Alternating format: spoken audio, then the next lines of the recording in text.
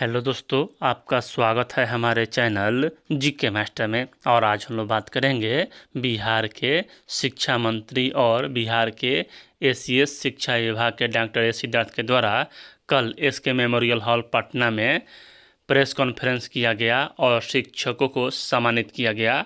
और इसी क्रम में कहा गया कि बीपीएससी शिक्षक बहाली में डोमिसाइल नीति लागू नहीं होगा, यानी कि पूरे देश के अभ्यर्थी इस फॉर्म को भर सकते हैं। आने वाले टीआरई 4 या टीआरई 3 में तो भरे ही हैं, टीआरई 1 में भी भरे हैं, टीआरई 2 में भी भरे हैं। स्कूली शिक्षकों की नियुक्ति में डोमिसाइल नीति लागू नहीं होगी। ट्रांसफर पोस्टिंग की पॉलिसी इस माह के अंत तक। शिक्षा मंत्री, राज्य में स्कूली शिक्षकों की नियुक्ति में डोमिसाइल नीति लागू नहीं होगी।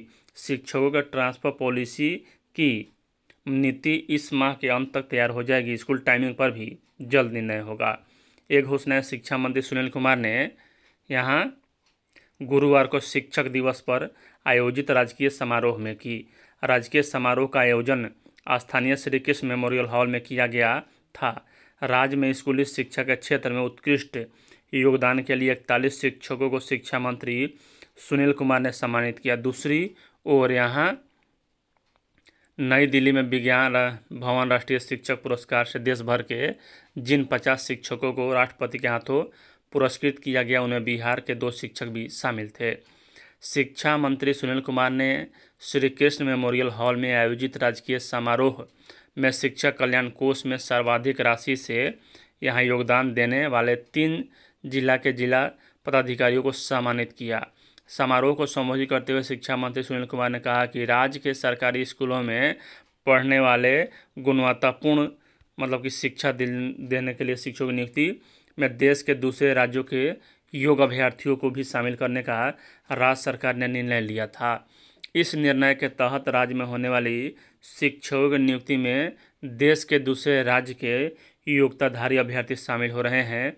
इसके मद्देनज़र राज्य सरकार पहले भी स्पष्ट कर चुकी है कि राज्य के सरकारी स्कूलों में होने वाले शिक्षक की नियुक्ति में डोमिसाइल नीति लागू नहीं की जाएगी। यानी कि यहाँ साफ और स्पष्ट भाषा में बिहार के शिक्षा मंत्री जी के द्वारा बोला जा रहा है कि बिहार में शिक्षक भर्ती में डोमिसाइल नीति लागू नहीं होगा, यानी कि पूरे देश के अभ्यर्थी इसमें भाग लेंगे और फॉर्म भरेंगे, नौकरी लेंगे। लेकिन यहाँ शिक्षा मंत्री को सोचना चाहिए।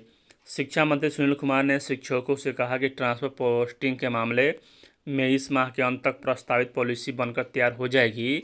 इसमें शिक्षकों की सहूलियत का ध्यान रखा जाएगा। स्कूल टाइमिंग पर भी शिक्षा विभाग जल्द निर्णय लेगा।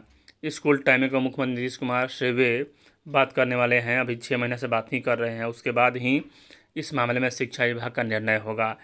शिक्षा मंत्री श्री कुमार ने शिक्षकों का अभिवादन करते हुए कहा कि समाज में शिक्षकों का स्थान माता पिता से भी ऊंचा है। शिक्षक ही बच्चों में ज्ञान भरते हैं, उन्हें काबिल बनाते हैं। इस क्रम में शिक्षा मंत्री ने अपने निजी जीवन से जुड़ी कई कहानियां सुनाई।